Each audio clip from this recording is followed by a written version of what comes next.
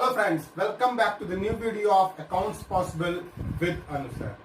Friends, आज का chapter है एडमिशन ऑफ पार्टनर और आज हम लोग टॉपिक पढ़ेंगे distribution of reserves and undistributed profits and losses before the admission of a partner. So now without wasting the time, let's start the class.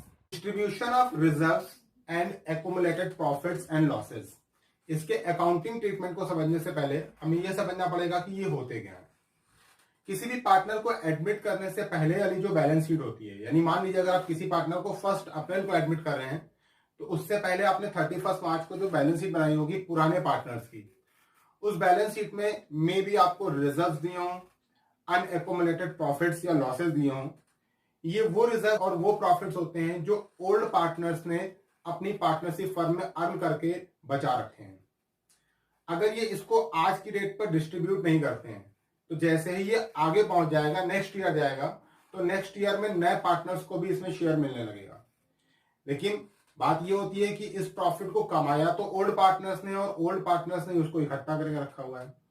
तो कहीं ना कहीं कंसेप्ट ये कहता है कि रिजर्व्स, एक्युमुलेटेड प्रॉफिट्स या अनडिस्ट्रीब्यूटेड जितने भी प्रॉफिट्स हैं उसमें न्यू पार्टनर को कोई भी हिस्सा नहीं मिलना चाहिए, क्योंकि वो ओल्ड पार्टनर्स का बचाया हुआ पैसा है और इसी वजह से किसी भी पार्टनर के आने से पहले हम इन सभी चीजों को डिस्ट्रीब्यूट कर देते हैं. अब क्वेश्चन ये है कि किन किन चीजों को डिस्ट्रीब्यूट किया जाता है, तो आपको स्क्रीन में दिखाया जा रहा है.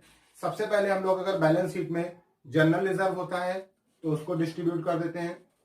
प्रॉफिट एंड लॉस का डेबिट बैलेंस यानी कि लॉस, या प्रॉफिट एंड लॉस का क्रेडिट बैलेंस यानी कि प्रॉफिट होगा. वर्कमैन कंपनसेशन फंड, वर्कर्स के लिए बनाया गया किसी भी तरीके का कोई भी फंड हो, अगर कोई भी क्लेम अराइज नहीं होता है तो पूरे का पूरा पैसा ओल्ड पार्टनर्स ओल्ड रेशियो में डिस्ट्रीब्यूट कर लेते हैं. और इसी तरीके से एक और होता है इन्वेस्टमेंट फ्लक्चुएटिंग फंड या इन्वेस्टमेंट फ्लक्चुएटिंग रिजर्व. अगर इन्वेस्टमेंट में किसी भी तरीके की वैल्यू डाउन नहीं होती है तो उससे होने वाले लॉस को मुझसे कवर करते हैं, लेकिन अगर वैल्यू डाउन नहीं हो रही है तो ये इन्वेस्टमेंट फ्लक्चुएटिंग फंड भी पार्टनर्स ओल्ड रेशियो में डिस्ट्रीब्यूट कर लेते हैं. एक आपको रिजर्व और मिलेगा बैलेंस शीट में, वो है प्रोविडेंट फंड या एम्प्लॉयज प्रोविडेंट फंड के नाम से होगा. इसको ओल्ड पार्टनर्स डिस्ट्रीब्यूट नहीं करते हैं क्योंकि ये उनके वर्कर्स के लिए होता है. किसी भी पार्टनर्स के आने पर या जाने पर वर्कर के स्ट्रक्चर्स में कोई चेंज नहीं होता है. वर्कर्स हमारे जैसे पहले थे उतने ही अभी भी रहेंगे, इसलिए एम्प्लॉय प्रोविडेंट फंड को हम लोग यहाँ पर डिस्ट्रीब्यूट नहीं करते हैं. आइए देखते हैं अब इसके अकाउंटिंग ट्रीटमेंट के बारे में. एक्युमुलेटेड प्रॉफिट्स के अकाउंटिंग ट्रीटमेंट के बारे में जानने से पहले थोड़ी सी एक और बात समझनी पड़ेगी.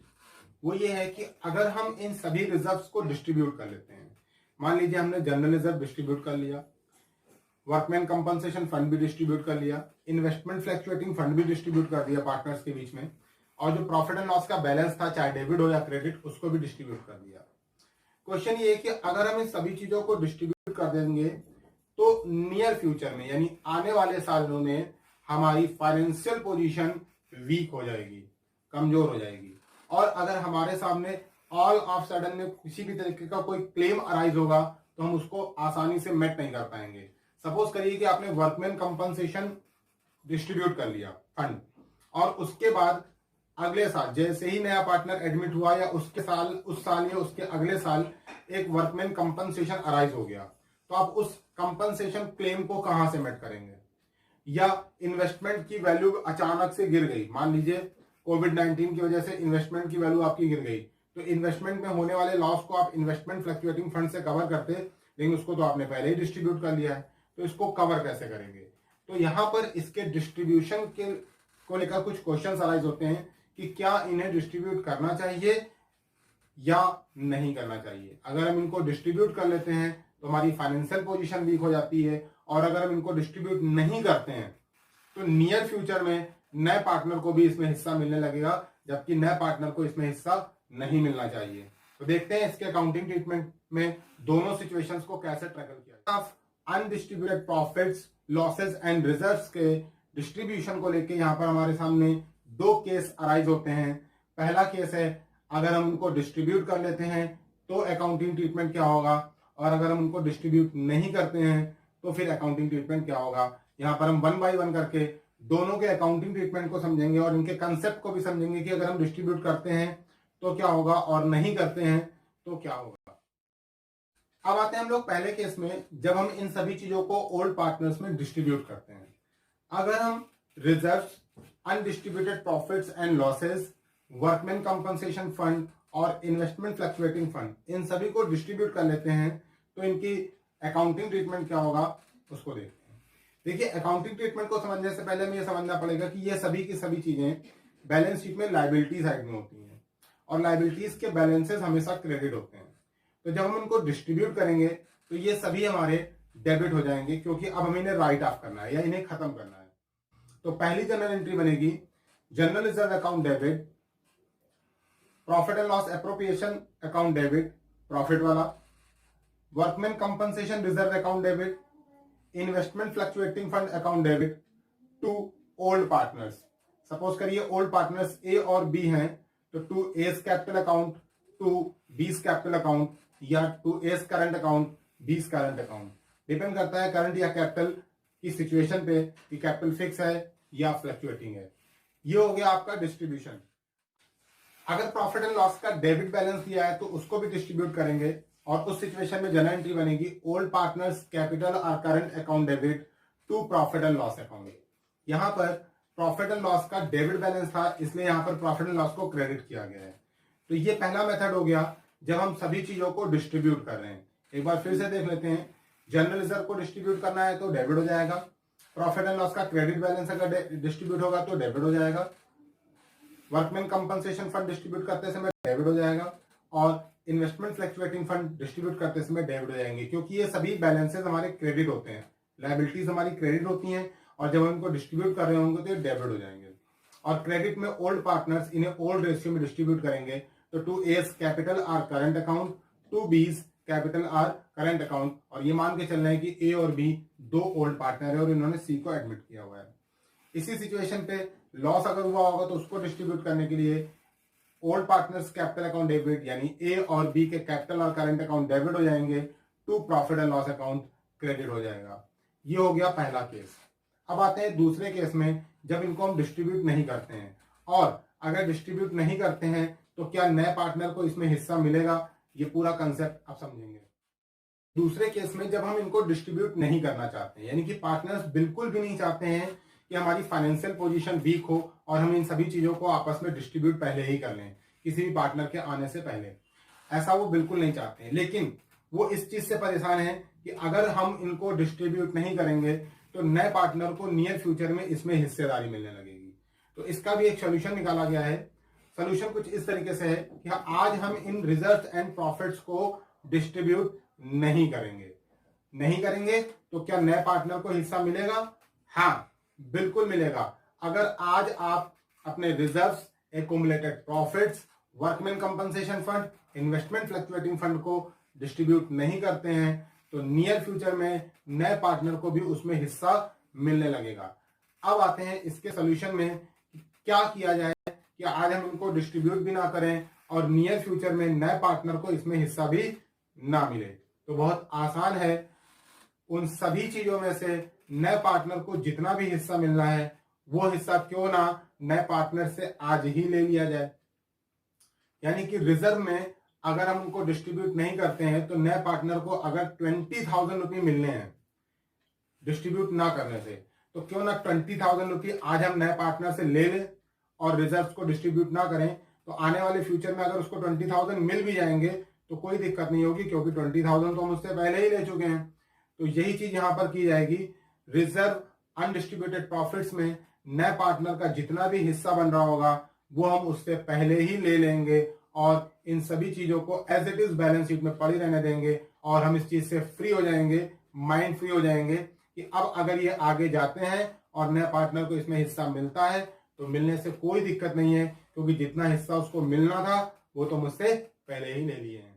जब पार्टनर्स रिजर्व्स और एक्युमुलेटेड प्रॉफिट्स या लॉसेस को डिस्ट्रीब्यूट नहीं करना चाहते हैं तो इसके अकाउंटिंग ट्रीटमेंट में क्या करेंगे देखते हैं।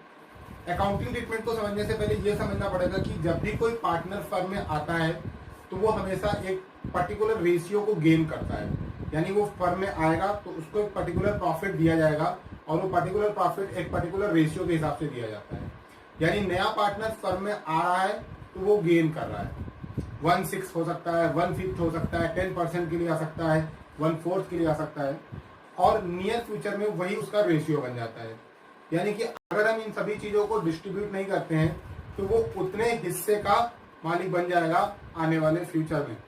अगर रिजर्व आपके पास 1 लाख रुपए के हैं और अगर नया पार्टनर 1/4 के लिए आ रहा है और अगर आपने 1 लाख रुपए आज डिस्ट्रीब्यूट नहीं किए तो नियर फ्यूचर में 1 लाख रुपए का 1/4 यानी 25,000 रुपये न्यू पार्टनर को मिलने लगेगा।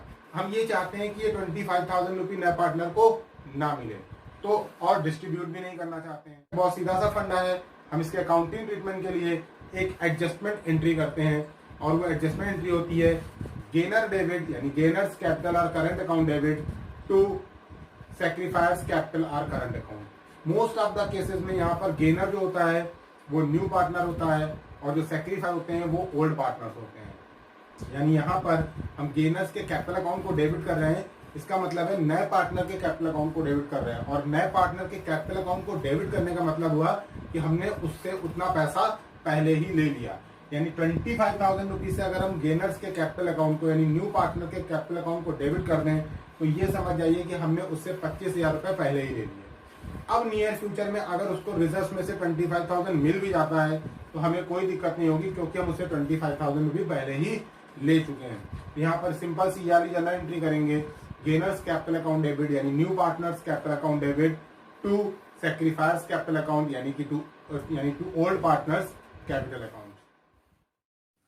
दोनों मेथड्स के अकाउंटिंग ट्रीटमेंट को और अच्छे से समझने के लिए यहाँ पर टीएस ग्रेवाल की बुक से क्वेश्चन नंबर 60 दिया गया है, जिसे आपको स्क्रीन पर दिखाया जा रहा है। क्वेश्चन कुछ इस तरह से है, X and Y were partners in a firm sharing profit and loss in the ratio of 2:1. Z was admitted for 1/3 share in profit. On the date of Z's admission, the balance sheet of X and Y showed general reserve of rupees 2,50,000 and a credit balance of 50,000 in profit and loss account. Pass necessary journal entries on the treatment of these items on Z's admission. यहाँ पर हम journal entries दोनों cases को मान के करते हैं, अगर वो इसको डिस्ट्रीब्यूट कर लेते हैं तो, और अगर इसको डिस्ट्रीब्यूट नहीं करते हैं तब। अब आते हैं क्वेश्चन के सॉल्यूशन पे। क्वेश्चन के सॉल्यूशन में देखते हैं एक्स और वाई पार्टनर हैं जिनके ओपीएसआर यानी ओल्ड प्रॉफिट शेयरिंग रेशियो 2:1 है और उन्होंने जेड को एडमिट किया है 1/3 हिस्से के लिए। अब यहाँ पर दो केस हम लोग पढ़ेंगे, case 1 if partners distribute reserves and profits, और case 2 if they don't want to distribute reserves and profit. अगर वो इसको डिस्ट्रीब्यूट कर लेते हैं तो दोनों ही आइटम्स, यहाँ पर आपके रिजर्व्स हैं 2.5 लाख के और क्रेडिट प्रॉफिट है 50,000 रुपये का, दोनों को हम लोग ओल्ड पार्टनर्स के ओल्ड रेशियो में डिस्ट्रीब्यूट करेंगे और जनरल एंट्री बनेगी general reserve account debit, profit and loss account debit,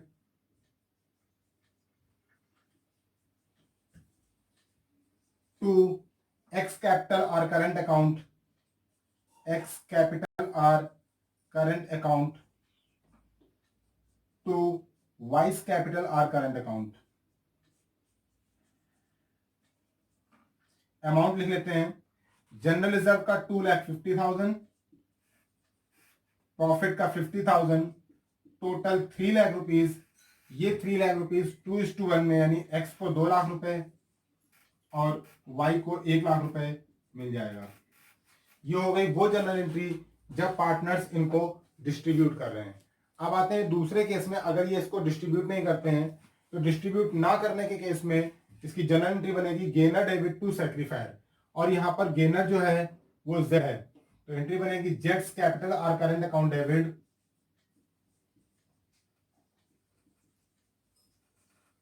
to X capital account और Y's capital account, to X capital or current account to Y's capital or current account. और amount कैसे लिखेंगे वो आपको समझना पड़ेगा। तो टोटल अमाउंट 3 लाख रुपीज का था, 3 लाख रुपीज में अगर हम इसको डिस्ट्रीब्यूट नहीं करते हैं तो नियर प्रॉफिट फ्यूचर में जेड को इसका 1/3 मिल जाएगा। 1/3 का मतलब जेड को 1 लाख रुपए नियर फ्यूचर में इससे मिलेंगे। तो 1 लाख रुपए हम उनसे आज ही ले लेंगे और ये 1 लाख रुपए एक्स और वाई अपने सैक्रिफाइसिंग रेशियो में, इनका सैक्रिफाइसिंग रेशियो आप कैलकुलेट करेंगे तो 2:1 आएगा। तो 2:1 में इसको डिस्ट्रीब्यूट कर लेंगे। 66,667, 33,333, ये हो गई आपकी गेनर टू सैक्रिफाई वाली एंट्री। इस एंट्री को करने से फर्म में रिजर्व और अनडिस्ट्रीब्यूटेड प्रॉफिट्स डिस्ट्रीब्यूट नहीं होंगे और जेड को जितना हिस्सा नियर फ्यूचर में मिलेगा 1 लाख रुपए, वो हमने उससे आज ही ले लिया, इसीलिए उसको यहाँ पर डेबिट कर दिया है। ये हो गए दोनों केसेस। गाइस, अभी तक आपने देखा कि जनरल रिजर्व और अनडिस्ट्रीब्यूटेड प्रॉफिट्स का बंटवारा हम कैसे करते हैं, अगर उनको बांटना होता है तो, और अगर उन्हें नहीं बांटना होता है तो उसके लिए एडजस्टमेंट एंट्री पास कर लेते हैं। अगले वीडियोस में हम लोग देखेंगे वर्कमैन कंपनसेशन फंड और इन्वेस्टमेंट फ्लक्चुएटिंग फंड को कैसे डिस्ट्रीब्यूट करते हैं, क्योंकि उसमें हो सकता है आपको क्लेम भी दिए हों, यानी वर्कमैन कंपनसेशन फंड भी दिया होगा, साथ ही साथ उसमें अगर कोई क्लेम अराइज हो रहा होगा तो उसको कैसे डिस्ट्रीब्यूट करेंगे, और इन्वेस्टमेंट फ्लक्चुएटिंग फंड दिया होगा और साथ ही साथ इन्वेस्टमेंट की वैल्यू बढ़ या घट रही होगी तो उसको कैसे डिस्ट्रीब्यूट करेंगे।